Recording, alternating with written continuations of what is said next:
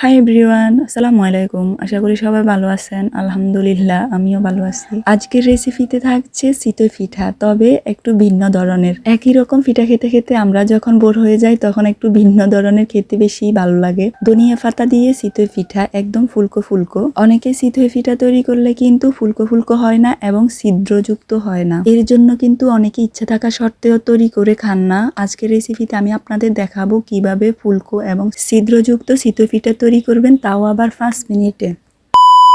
একটা মিক্সিং বলে নিয়ে নিচ্ছি 2 কাপ পরিমাণ চালের গুঁড়ো। অবশ্যই আতপ চালের গুঁড়োটা হবে। এই পিঠাটা আটা বা ময়দা কোনো কিছু দিয়ে হবে না। দিয়ে দিচ্ছি হাফ টেবিল চামচ লবণ, দিয়ে দেব একটুখানি কুসুম গরম পানি। এখানে সবগুলো পানি একসাথে দেওয়া যাবে না, একটু একটু করে দিতে হবে, তাহলে কিন্তু গোলাটা সুন্দর হবে না। একটু একটু করে দিলেই কিন্তু পিঠার গোলাটা অনেক বেশি সুন্দর হবে। এখানে 2 কাপ গুঁড়োর ভিতর লাগছে 1 কাপ গরম পানি। পানিটা এমন হতে হবে যেন আপনি আঙ্গুল দিলে সহ্য করতে পারেন। গরম পানিটা এমন হবে। এভাবে গুঁড়োর পরিমাণটা যদি বেশি হয় তাহলে কিন্তু পানির পরিমাণটাও একটু বেশি হবে। আমি তো চামচের সাহায্যে এটা মিশিয়ে নিচ্ছি, আপনারা চাইলে হাত দিয়েও মিশিয়ে নিতে পারেন, তবে হাত দিয়ে মিশালে বেশি ভালো হয়। এখন দিয়ে দেব হাফ কাপ পরিমাণ ধনিয়া কুচি।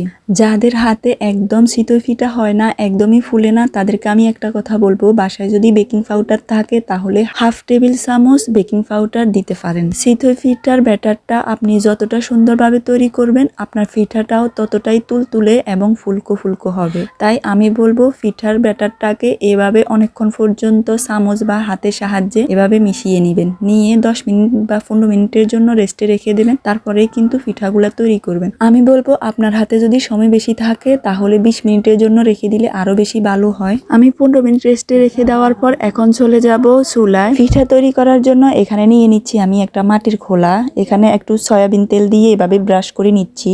আপনারা চাইলে টিস্যু কিংবা কোনো পাতা দিয়েও পরিষ্কার করে নিতে পারেন। পুরোটা খোলার ভিতর এভাবে ব্রাশ করে নেওয়ার পরে দিয়ে দেব আমি 2 চামচ চিতই পিঠার ব্যাটার। দিয়ে দেওয়ার পরে উপর থেকে একটা ঢাকনা দিয়ে ঢেকে দেব 2 মিনিটের জন্য। চুলার আঁচটা মিডিয়ামে রেখে অবশ্যই পিঠাগুলো তৈরি করতে হবে। একটা পিঠা হতে সময় লাগে 2 মিনিট। এভাবেই সবগুলো পিঠা তৈরি করতে হবে। দেখেন 2 মিনিটের ভিতর পিঠাটা হয়ে গেছে। এখন পিঠাটা তুলে নেব।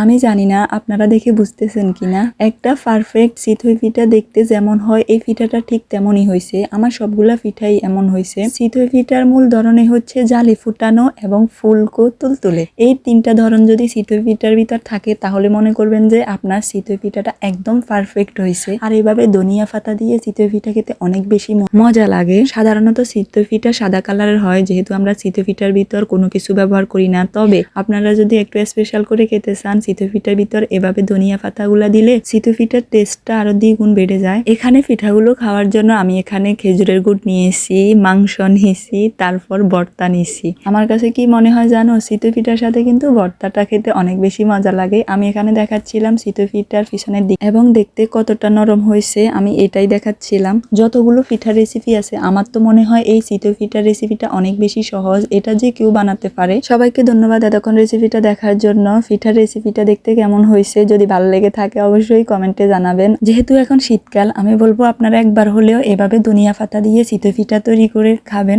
দেখবেন অবশ্যই ভালো লাগবে। আমার চ্যানেলে যদি নতুন হয়ে থাকেন অবশ্যই সাবস্ক্রাইব করে পাশে থাকবেন নতুন নতুন মজাদার রেসিপি পাওয়ার জন্য। আল্লাহ হাফেজ, আসসালামু আলাইকুম, ভালো থাকেন সবাই।